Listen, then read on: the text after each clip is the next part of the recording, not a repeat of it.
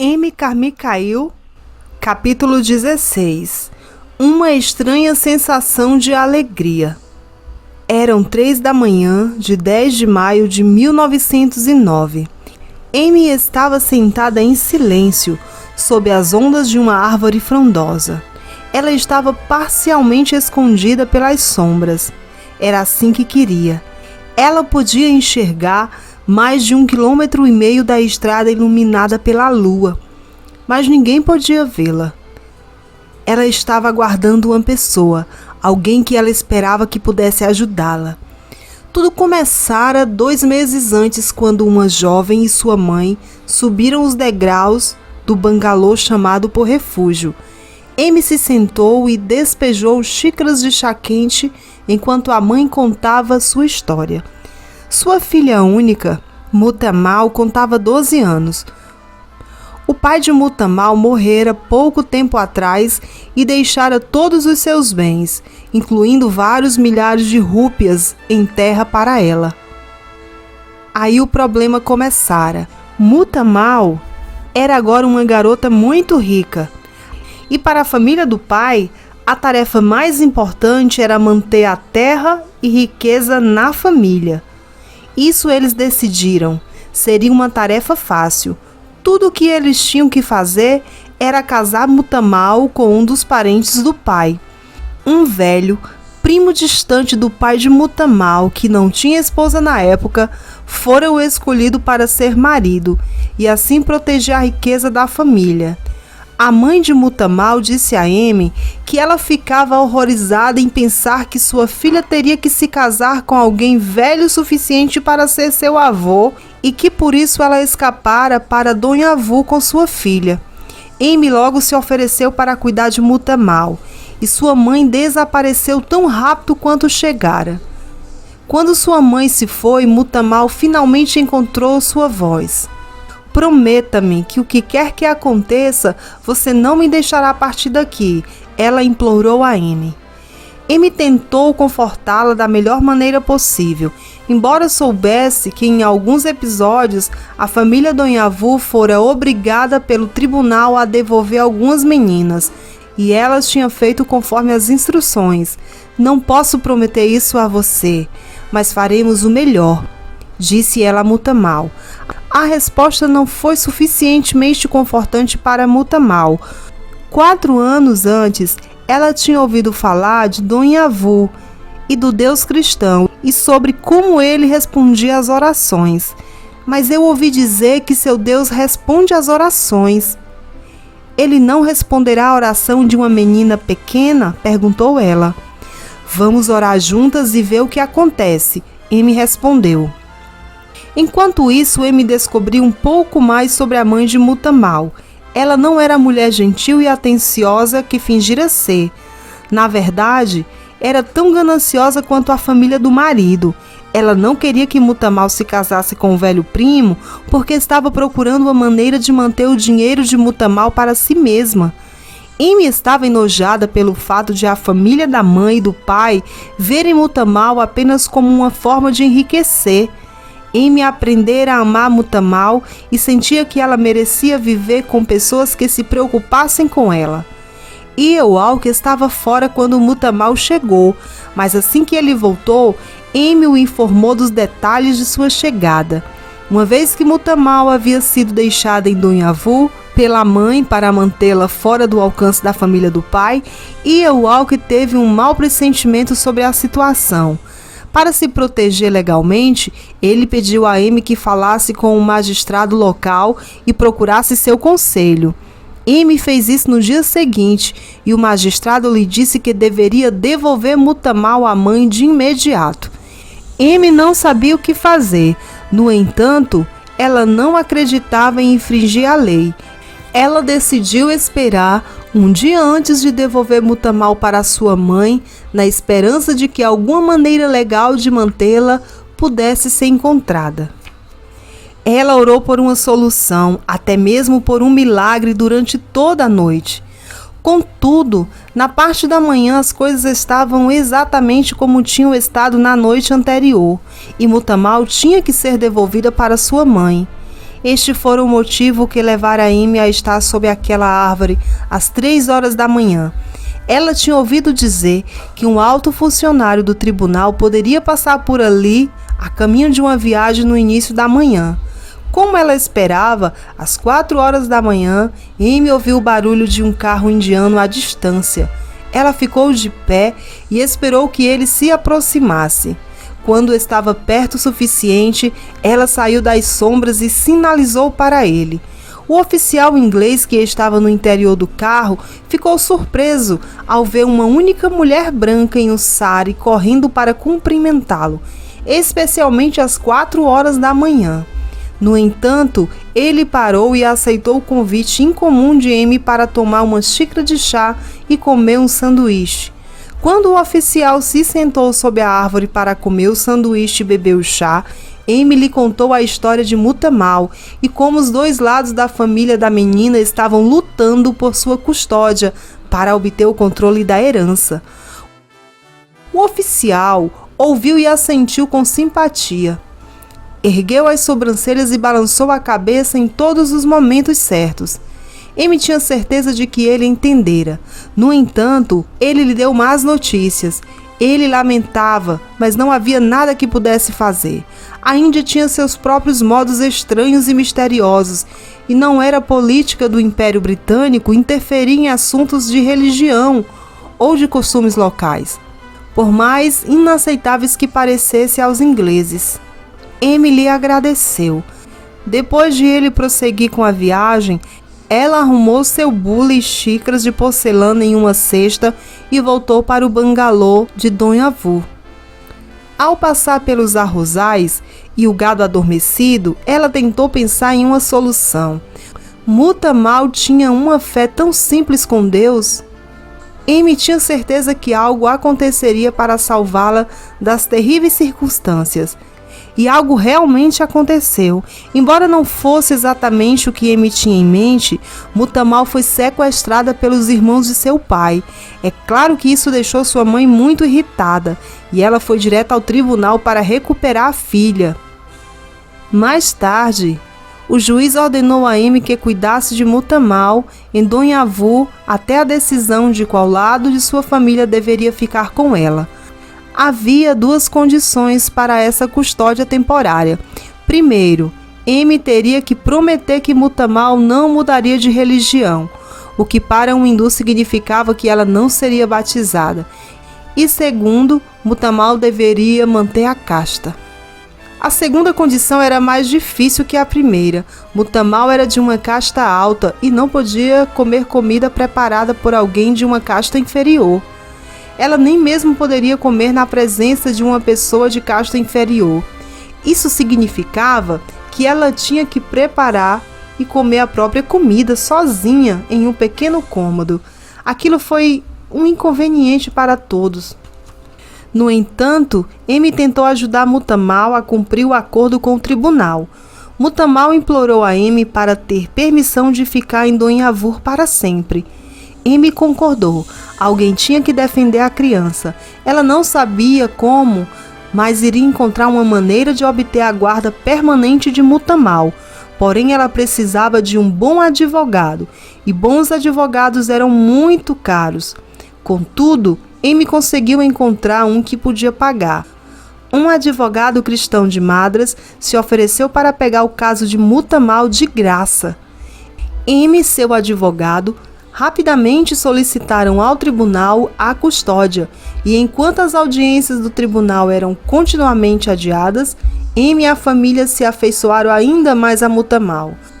Mutamal se encaixava com facilidade, e embora soubesse que não podia ser batizada, ela se tornara cristã em seu coração. O tempo se arrastava. Amy mantinha Mutamal consigo quase todo o tempo. Ela percebia que se a família Donhavu relaxasse em seus cuidados por um único momento, Mutamal poderia ser sequestrada de novo. Tudo o que a família de seu pai precisava fazer era amarrar uma joia de casamento nela, e seria tarde demais. Ela estaria oficialmente casada com o velho primo. À medida que o processo judicial se arrastava, tornava-se cada vez mais complicado. cada vez mais caro e cada vez mais estressante para Amy. Ela desejava que tudo acabasse logo. O caso judicial de Mutamal não era a única coisa na mente de Amy. A família de Donhavu estava crescendo rapidamente. Amy agora era mãe para mais de 100 meninas. Isso significava a necessidade de mais pessoal. E Amy agradeceu a Deus quando Frances Beat, uma missionária australiana, se juntou à família. Havia também um fluxo constante de visitantes em Donhavu. Parecia que as pessoas estavam lendo seu segundo livro e decidindo ir para a Índia e ver o trabalho de Amy por si mesmas. Uma dessas pessoas que estava visitando na época era Mabel Beat, a irmã de Frances. Amy lhe deu as boas-vindas como dava a todos que vinham visitar. Colocou Mabel para trabalhar. Depois de muita demora, o dia 27 de março de 1911 foi definido como o dia em que o julgamento da custódia seria resolvido. Na noite anterior, E.O. Walker levou Amy para Palacotan, onde o veredito deveria ser lido. Amy orou para que Deus de alguma maneira criasse uma forma para que Mutamal ficasse com eles. Mutamal tinha ficado para trás em Donhavu com Punamal. Embora Mutamal ainda estivesse segura com a família, Amy sabia que se o juiz ordenasse que Mutamal fosse entregue à mãe ou à família do pai, ela teria que obedecer.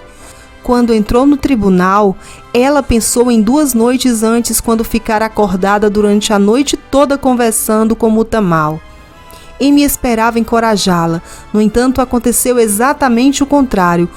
Mutamal tinha uma fé tão forte em Deus e uma confiança tão grande que as coisas funcionariam que ela havia encorajado Amy.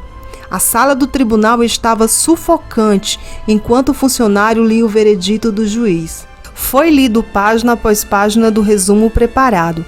Finalmente, depois de ouvir o funcionário ler por mais de 1 hora, Amy ouviu as notícias que ela temia há quase 2 anos. Mutamal deveria voltar para a mãe e Amy teria que arcar com todas as despesas legais da mãe no julgamento. Mutamal deveria ser entregue à mãe em 4 de abril. Aquele deveria ter sido um momento de completa derrota para Amy, mas de alguma forma não era. Amy sentia uma estranha sensação de alegria e em algum lugar no fundo do seu coração ela soube que tudo daria certo. O advogado de Amy achou que ela deveria apelar de imediato e, sem muito entusiasmo, por mais uma série de processos judiciais, Amy concordou em ir a Madras para se encontrar com o advogado mais uma vez.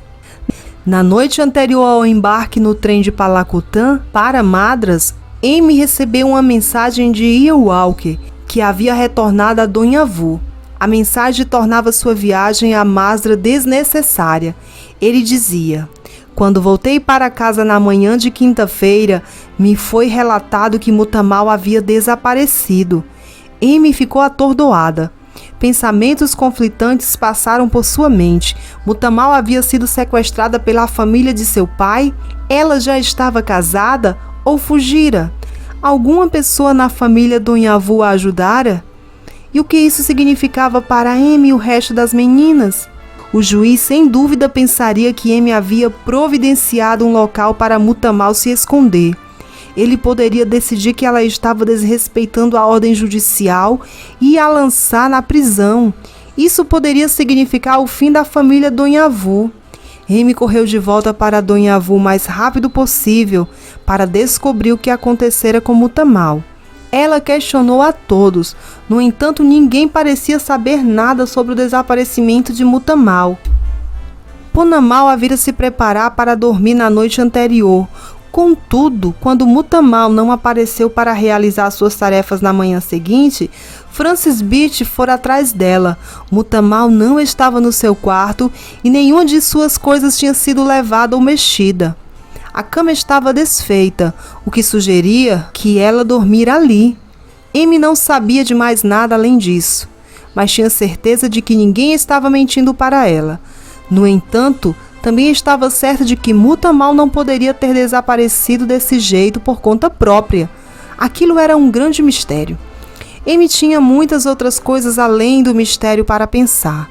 Muitas pessoas seguiam o caso de Mutamal e agora que a menina desaparecera fizeram um protesto público contra ela e seu trabalho. Amy voltou-se para outro advogado inglês para rever o caso por ela. Seu conselho para Amy foi direto ao ponto. Eu aconselho você a desaparecer com todas as suas filhas e não deixar pistas. Se você não puder fazer isso, não sei o que mais você poderá fazer para salvar todas elas, exceto ter fé. Amy estremeceu. Ela defendera Mutamal e agora ela estava em perigo de perder toda a família e acabar na prisão em Madras. No entanto, ela não conseguia esquecer o sentimento de alegria que a inundara quando ouviu o veredito. De alguma forma, ela sabia que Deus resolveria as coisas. De outra forma, ela não tinha escolha a não ser segurar-se em sua fé. Não havia como uma mãe e mais de uma centena de meninas poder se esconder em qualquer lugar da Índia, mesmo que quisessem. Amy e a família oravam sobre a situação todos os dias. Elas oravam por Mutamal, pediam que ela fosse mantida em segurança, onde quer que estivesse, e oravam para que não surgisse nenhum processo contra Amy por causa do desaparecimento de Mutamal. E não surgiu nenhum processo. Uma vez que Mutamal desaparecera, a família do pai e da mãe pareciam ter perdido o interesse nela. E toda a questão de onde ela tinha ido ou quem a tinha levado ficou esquecida. Amy supôs que as famílias estavam muito ocupadas lutando pela herança deixada para trás por Mutamal, para se preocupar com quem ou onde ela poderia estar. Amy, contudo, ainda tinha uma enorme conta legal para pagar. Seu próprio advogado doara o tempo, mas o advogado da mãe de Mutamal custava muito caro. Dinheiro que Amy não tinha. A última coisa que ela precisava era ser processada por se recusar a pagar as contas legais da mãe de Mutamal, além de a perder. Em cima da hora, contudo, uma doação anônima chegou a Dunhavur para cobrir as contas legais. Era o valor exato necessário, até a última rúpia. Amy ficou emocionada. Ela sabia que Deus ainda mantinha sua mão sobre toda a situação. Foi apenas no mês de outubro de 1911, 7 longos meses depois de Mutamal ter desaparecido, que Amy recebeu uma carta selada da província de Guax, na China. Amy abriu o envelope e começou a ler. A carta estava escrita com a letra perfeita de Mutamal e contava uma história quase inacreditável. Na noite em que ouviu o veredito do juiz, Mutamal tinha ido para a cama como de costume. Durante a noite, ela foi acordada por Mabel Beatty, a irmã visitante de Francis. Mabel tirou Mutamal do quarto e a vestiu como um menino muçulmano. Então Mabel a levou para fora do complexo e lhe disse para aguardar. Logo depois, um carrinho puxado com 2 bois apareceu, e um homem acenou para que Mutamal subisse a bordo. Não sabendo o que mais fazer, ela obedeceu. O motorista do carrinho de boi, na verdade, era um cristão de uma missão próxima. Ele entregou Mutamal a outros cristãos e assim ela foi passando de um cristão a outro até chegar em Colombo, Ceilão. Um inglês a escoltou até Malaya, Singapura e depois para Hong Kong. De lá eles viajaram de barquinho 600 quilômetros até o Rio Oeste para a cidade de Nani, na província de Guax. Em Nani, Mutamal foi entregue a um casal missionário americano, o doutor e a senhora Clift, com quem Mutamal finalmente ficou segura e feliz. Amy abaixou a carta e sorriu. A alegria a inundou. Com o conhecimento de que sua filha estava segura, ela secou as lágrimas de alegria de seus olhos, enquanto tentava imaginar todos os estranhos cristãos que haviam gastado tempo e dinheiro para escoltar uma garota que nunca haviam visto antes, em uma viagem maravilhosa. Ela agradeceu a Deus por cuidar de uma jovem indiana que colocara fé nele. Amy colocou a carta em um sari e foi encontrar Ian Walker, que estava lá para apoiá-la durante todos os altos e baixos do caso de custódia. Ela queria que ele fosse o primeiro a saber a respeito das boas notícias sobre Mutamal. Mas Amy não teria Ian Walker para apoiá-lo por muito mais tempo. Em agosto de 1912, ele estava pregando em uma série de reuniões em Masulipatam. Em 24 de agosto, Amy recebeu 2 telegramas. O primeiro chegou com 2 dias de atraso, dizia que Thomas, o E.E. Walker, estava muito enfermo. O segundo continha a seguinte mensagem, Apocalipse 22:4. Amy pegou sua Bíblia desgastada e abriu na última página. Ela procurou o versículo mencionado. E seus servos os servirão, e eles verão o rosto dele. Amy ficou sentada por um longo tempo depois de ler o versículo.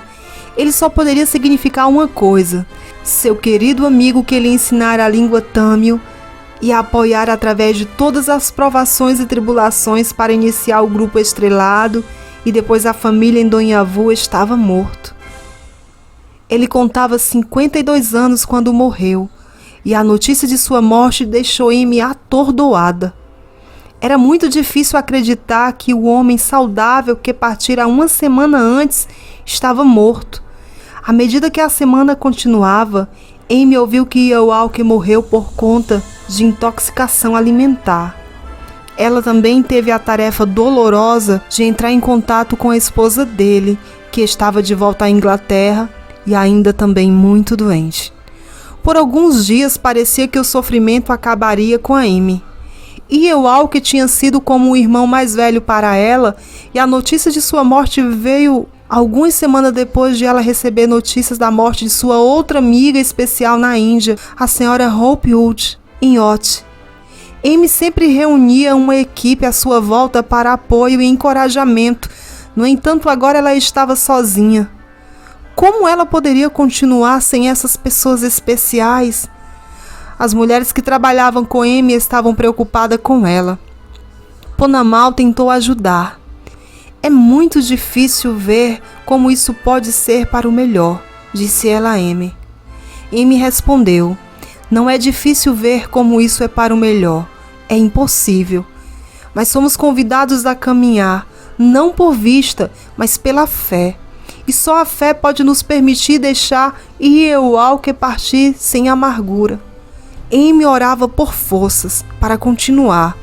E poucos dias depois da morte de E.E. Walker, 2 novas ajudantes chegaram para trabalhar a seu lado. Embora nunca pudesse preencher a lacuna deixada por ele, elas lhe foram muito úteis. Eram 2 irmãs, Edith e Agnes, que haviam sido missionárias na Índia por muitos anos. Assim que ouviram falar da morte de E.E. Walker, elas abandonaram os próprios planos e correram para ajudar Amy. As 2 irmãs se encaixaram com perfeição na família, e Agnes aliviou Amy do enorme fardo de dirigir a escola para as meninas. Arudazan, o primo de Arulai, que quando menino tinha sido espancado por ouvir a mensagem do Evangelho, foi o assistente de E.E. Walker por muitos anos. Após a morte de E.E. Walker, Arudazan se ofereceu para ajudar Amy de qualquer maneira que pudesse. Com enorme alívio, Amy entregou com alegria a carga de todo o trabalho de construção para ele. Isso envolvia Arudazan na supervisão e manutenção dos prédios existentes e no planejamento dos novos. A família ainda estava crescendo com velocidade e 140 pessoas agora estavam vivendo com a família. Então sempre havia algum tipo de construção em andamento. No primeiro ano da morte de E.E. Walker, Ponnamal ficou doente e Amy a levou para Jarnecoil para ser tratada. Descobriu-se que ela tinha câncer e 2 operações foram realizadas para tentar livrá-la dele. Amy ficou com Ponnamal durante 2 meses enquanto ela se recuperava. Finalmente, os médicos disseram que Ponnamal estava bem o suficiente para fazer a viagem de volta para Donhavu. Logo depois de voltar para Donhavu, Amy recebeu mais notícias ruins. Em 14 de julho de 1903, lá na Inglaterra, sua mãe morrera. Mais uma vez, Amy parou para chorar. No entanto, a família Donhavu ainda crescia e Amy se atirou no trabalho, tentando esquecer toda a tragédia que a rodeara no ano anterior. Mas não demorou muito antes de outra sombra aparecer. O câncer de Ponnamal retornou e em 26 de agosto de 1915, ela também morreu e foi enterrada no Jardim de Deus, em Donhavu. Foi um momento muito difícil e solitário para Amy. Ponnamal estivera com ela desde o início do grupo estrelado. Ela era a única que Amy confiava em deixar no comando da família quando precisava se ausentar. E assim como ela tinha com E. Walker, ela veio a depender de Ponnamal, mas agora Ponnamal não estava mais lá. E assim como foi para ela, depois da morte de E. Walker, Amy teve que se apegar à fé para prosseguir, sem amargura. Como antes, Amy se atirou ao trabalho, e a alegria de ser mãe de tantos filhos felizes, resgatados dos templos hindus e de outras situações desesperadoras, logo ajudaram Amy a continuar depois da morte de tantas pessoas próximas e queridas. Às vezes Amy tinha sonhos nos quais ela aprendera a prestar atenção. Em um dos seus sonhos, ela via Muthamal e Arudazan casados, em uma cerimônia no Ceilão. O sonho era muito vívido, repleto de pequenos detalhes, como se estivessem casando na igreja de Gallifrey em Colombo, e nem Amy nem a família Clift estavam presentes. Amy não falou nada por algum tempo, mas acabou por contar o sonho a Arulai. Para a surpresa de Amy, Arulai sorriu e disse com grande entusiasmo: "Eu tenho orado para que Arudazan e Muthamal se casem há mais de um ano." Amy perguntou a Arudazan o que ele pensava sobre a ideia de se casar com Muthamal, e ele ficou muito satisfeito com isso. Então ele e Muthamal começaram a escrever um para o outro, e logo estavam comprometidos. Ficou combinado que Arudazan viajaria para a China para o casamento. Mas em 1917, o mundo estava em guerra e não era seguro viajar toda aquela distância. Além disso, o doutor e a senhora Clift estavam saindo da China e parecia mais sensato que eles levassem Muthamal até o Ceilão. A família Clift, no entanto, estava com pressa para chegar em casa e não conseguiu esperar no Ceilão para que Arudazan chegasse para o casamento. Então Arudazan e Muthamal se casaram na igreja Gallifrey em Colombo, Ceilão, sem que a família Clift ou Amy pudessem estar presente, como Amy sonhara. Os recém-casados voltaram para Donhavu e fizeram uma casa no complexo, onde serviram juntos pelo resto de sua vida. É claro que Amy teve um encontro maravilhoso com Muthamal em seu retorno.